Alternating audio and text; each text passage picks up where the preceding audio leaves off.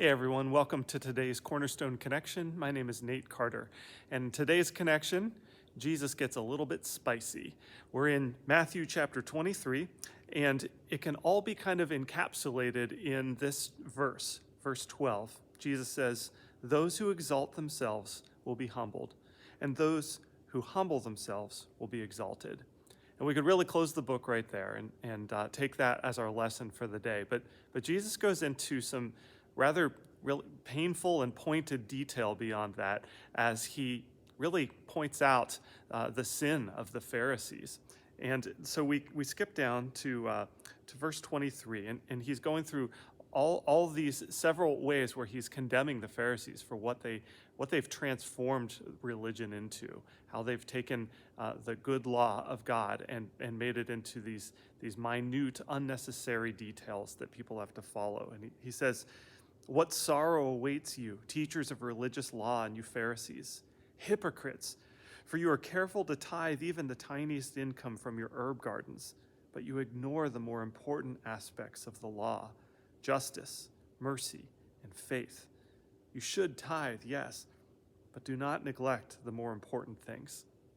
So see, the Pharisees have taken the heart of the law, and instead they've replaced it with all these to-dos, all these requirements that are become a burden on people.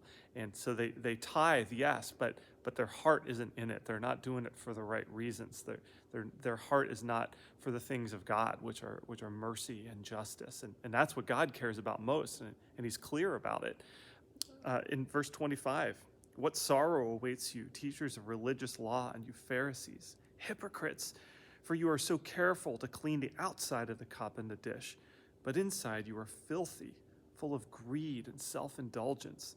You blind Pharisee, first wash the inside of the cup and the dish, and then the outside will become clean too."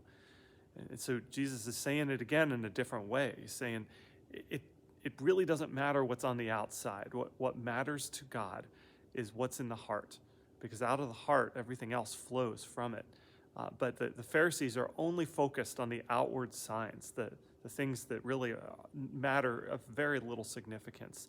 Because the truth is that if you change your heart, if you change what you're after, what you love, what your passion is, then all of your actions will follow suit behind your heart.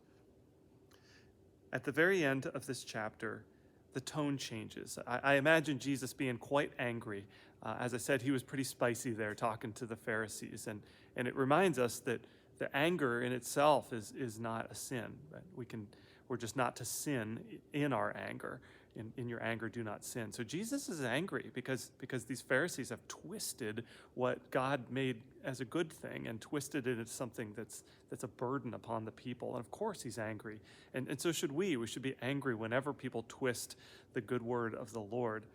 But then Jesus' tone changes. In verse 37, he becomes more sorrowful and weeping. And he says, "O Jerusalem, Jerusalem, the city that kills the prophets and stones God's messengers. How often I have wanted to gather your children together as a hen protects her chicks beneath her wings, but you wouldn't let me. And now look, your house is abandoned and desolate."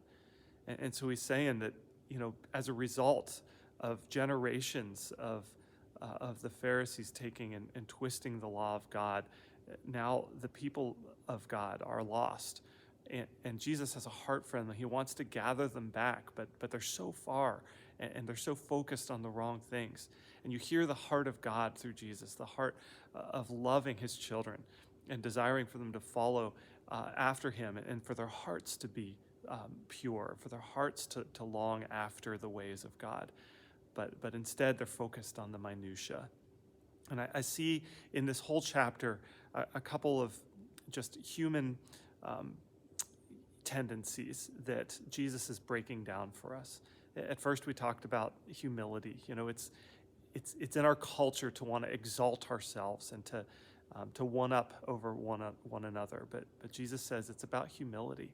And specifically, he's calling out the Pharisees and saying, don't exalt yourselves. Don't show off how you've followed all these tiny little laws that you've created, but instead, it's about the heart. And the heart is what matters most. And I see in that too that a lot of times my desire is to take the good word of the Lord and to break it down into a list of to-dos. And if I just check off the things that God wants out of me, then I'll be pleasing in his sight. And what God wants is our heart. He's not interested in the sacrifices. He's interested in the heart of the giver. And so I want to ask you today, where are some things in your life where either you've exalted yourself and not allowed yourself to be humble in the sight of others and in the sight of God?